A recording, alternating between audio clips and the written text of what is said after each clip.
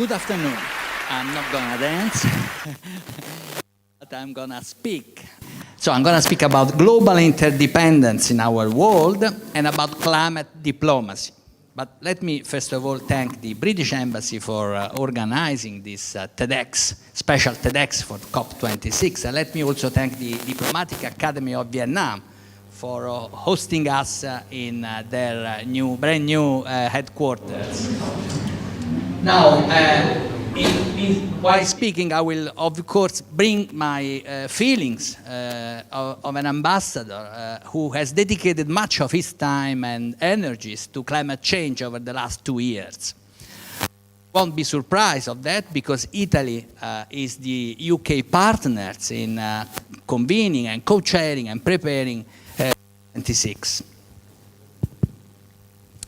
Now, let's start by showing 3 beautiful places. The first is the Italian Alps. The second is Venice, which, by the way, is celebrating these days 1,600 years of history. And the third is Mekong Delta. I'm sure it's familiar to you. What do they have in common, these 3 places? What is the connection amongst them and with climate change being so far apart? Sorry, I don't understand. Sorry, can you hold the microphone higher? Okay, sorry. Okay, so I was saying, what is the connection amongst these 3 places and with climate change, being so far apart, these 3 places, of course. And there it comes the word interdependence, there it comes the word global, because what happens in one place affects heavily the other 2. And we are going to see that in a moment. And why this happens? It happens because climate change doesn't respect borders, unfortunately. You cannot stop it just because you don't issue a visa to it. Now, this is the Mount Bernina, one of the most important glaciers in Europe. It is situated at the border between Switzerland and Italy. And you may see from the 2 pictures, one shot in early of last century and one shot last year, that the glacier has almost completely melted down due to the global warming originated from greenhouse emissions. Now, this, someone may say, well, where's the problem? What's the problem of that? And in any case, if there is a problem, it's a Swiss-Italian problem. Unfortunately, it's not like that, because there is a problem, and this problem affects us all. Why? Because the melted ice contributes to the sea level rise, and this puts at risk lowlands all over the world. Look at the Venetia Lagoon, for example. The Venetia Lagoon now is much more subject to flooding and high tide than it used to be earlier in the past. If you book your honeymoon, that's what you can get, unfortunately. Vietnam is also very vulnerable to high sea level. And up to 90%, can you imagine, 90% of the Mekong Delta might fall below sea level by this century, by the end of this century. So what happens in the Italian Alps, or let's say that the future of one of the most important regions in Southeast Asia in terms of population, in terms of fertile land, the future of this region depends on what happens in the Italian Alps. That expresses, in my view, very well the notion of interdependence, of global world, global issues.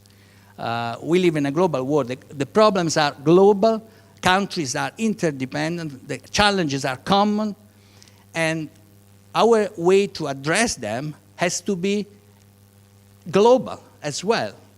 So multilateral cooperation, international solidarity, mutual solidarity, this is the way to address global issues today, and climate change in particular.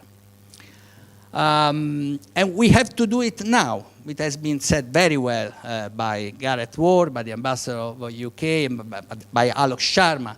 We have to act now. It is still possible to stop climate change, but we have to do it now.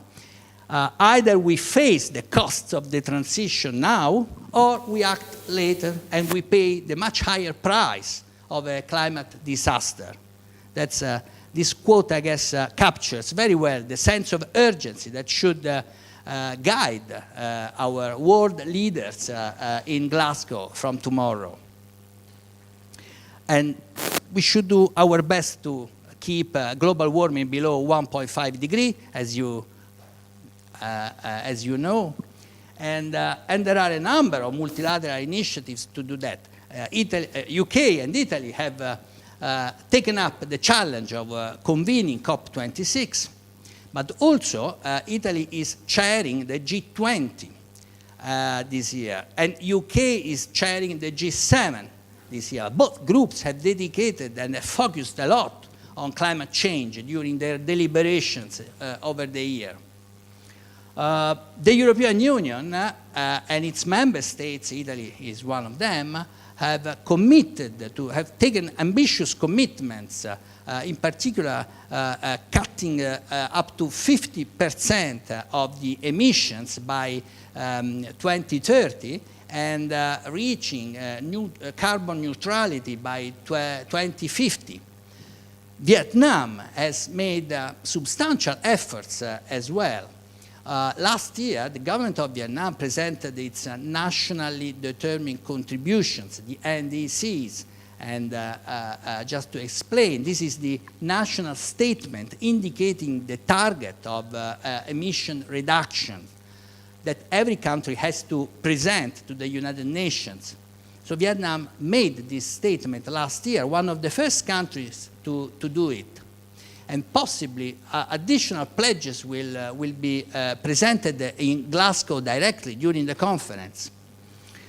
But there is one important principle in climate diplomacy, and that is, this principle says that countries have common but differentiated responsibilities, meaning that rich countries have to do more than low and middle income countries.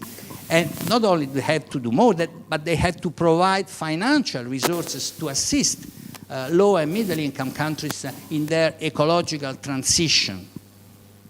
These funds have been quantified, $100 billion US. How to collect this money is an important part of the negotiations at COP26.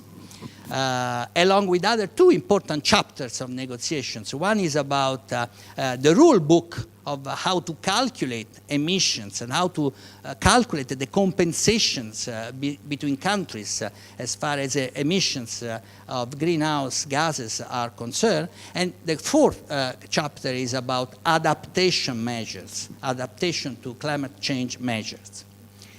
So, we were saying that I would say that global problems require global solutions, and it's clear that governments have the main responsibility of that, but also ordinary people have a role to play and can do their part. Each one of us can do great things or can do small things in a great way. And in particular, young people are at the forefront of any call to action, any global call to action. Italy, for the first time in the COP history, convened a meeting of youth leaders, youth environmental leaders in Milan 1 month ago, back to back with the intergovernmental negotiations. 400 delegates attended this meeting in Milan from all over the world, including 2 very brilliant representatives from Vietnam. And the outcome of this meeting has been released recently. It's called Manifesto of Youth. The meeting was called Youth for Climate, Driving Ambition. And this meeting was, in my view, it was a turning point.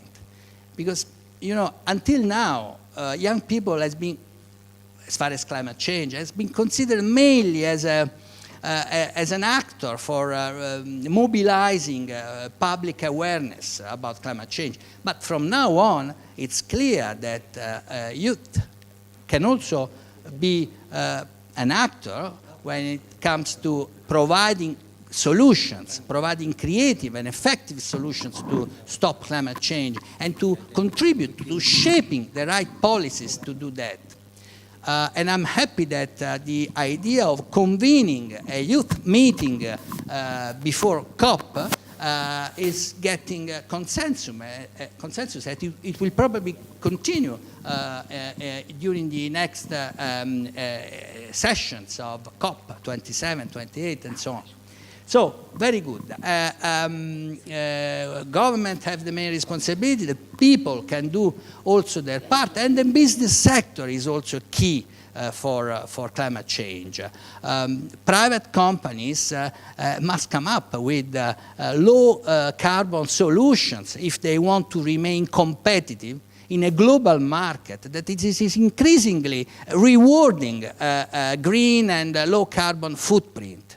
So, business sector, another important partner in our fight to climate change. And finally, I want to say that diplomats, as ourselves, ambassadors, always look for compromise, always search and work for middle ways. In diplomacy, in any negotiations, the most important thing is to have a plan B. Now, in this case, unfortunately, there is no plan B, because there is no planet B.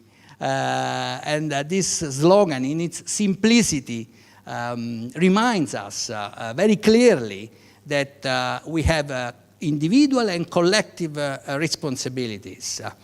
You young activists, and ourselves, more mature officials. Thank you very much.